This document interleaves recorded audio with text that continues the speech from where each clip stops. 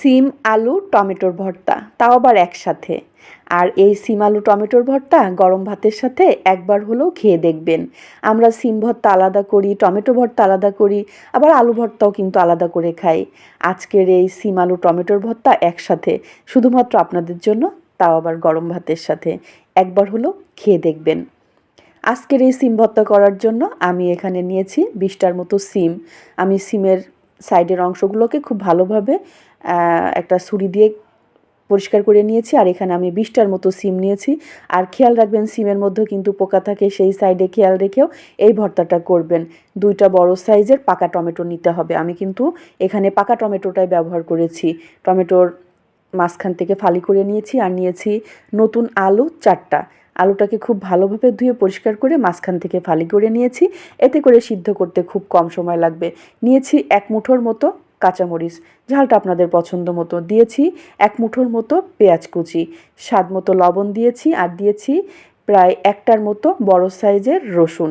এই সবগুলোকে কিন্তু একসাথে দিয়েই সিদ্ধ করতে হবে। এর জন্য আমি এখানে ফুটানো গরম পানিটা ব্যবহার করেছি, যাতে করে সিদ্ধ করতেও কম সময় লাগে। আর সিদ্ধ করার সময় গরম পানি ব্যবহার করতে গেলে যে কোনো খাবারের স্বাদটা অনেক ভালো হয়। এখন একটা চামচ দিয়ে আমি লবণটাকে খুব ভালোভাবে সিম আলু টমেটোর মধ্যে খুব ভালোভাবে দিয়েছি। দেওয়ার পরে ঢাকনা দিয়ে ঢেকে আমি চুলায় বসিয়ে দিয়েছি। 5 মিনিট পরে ঢাকনাটাকে তুলে নিয়েছি। আর মোটামুটি সিদ্ধ হয়ে এসেছে। এখন আমি পানিটাকে টানিয়ে নিব। এই পানিটা কিন্তু আমি কোনো রকম ফেলে দিব না।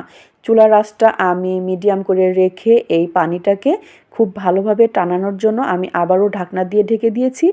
আর প্রায় 4 থেকে 5 মিনিট পরে আবারও ঢাকনাটাকে তুলে নিয়েছি। নেওয়ার পরে চুলার আঁচটা মিডিয়াম করে রেখে কিন্তু আপনাকে পানিটা টানিয়ে নিতে হবে। খেয়াল রাখবেন যেন নিচে থেকে এই সিম আলু টমেটো পুড়ে না যায়।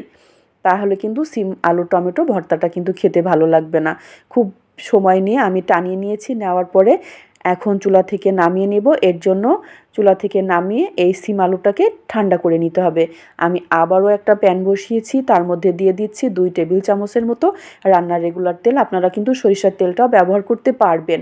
এখন আমি 7টার মতো শুকনা মরিচ এখন খুব ভালোভাবে ভেজে নিচ্ছি। যেহেতু আমি কাঁচামরিচ ব্যবহার করেছি, ঝালটা আপনাদের পছন্দ মতো আপনারা খুব ভালোভাবে শুকনা মরিচটাকে ভেজে নেবেন।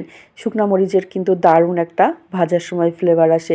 আমি একই তেলে দিয়েছি প্রায় 1 মুঠোর মতো আস্ত রসুন, দিয়েছি 1 মুঠোর মতো পেঁয়াজ। দেওয়ার পরে প্রায় 15 থেকে 16 সেকেন্ডের মতো করে একটুখানি পেঁয়াজ আর রসুনটাকে আমি নরম করে নিয়েছি। নেওয়ার পরে চুলা থেকে নামিয়ে নিয়েছি। আর ওই তেলটা কিন্তু আমি অবশ্যই এই ভর্তার মধ্যে ব্যবহার করব। সিম ভর্তার মধ্যে আমি তেলটা দিয়েছি। এখন এই শুকনা মরিচটাকে একটুখানি লবণ দিয়ে আমি মাখিয়ে নিচ্ছি। যেহেতু শুকনা মরিচ ভাজা, একটু লবণ ব্যবহার করতে হবে। আর খেয়াল রাখবেন লবণটা যেন কোনো রকম বেশি না হয়ে যায়।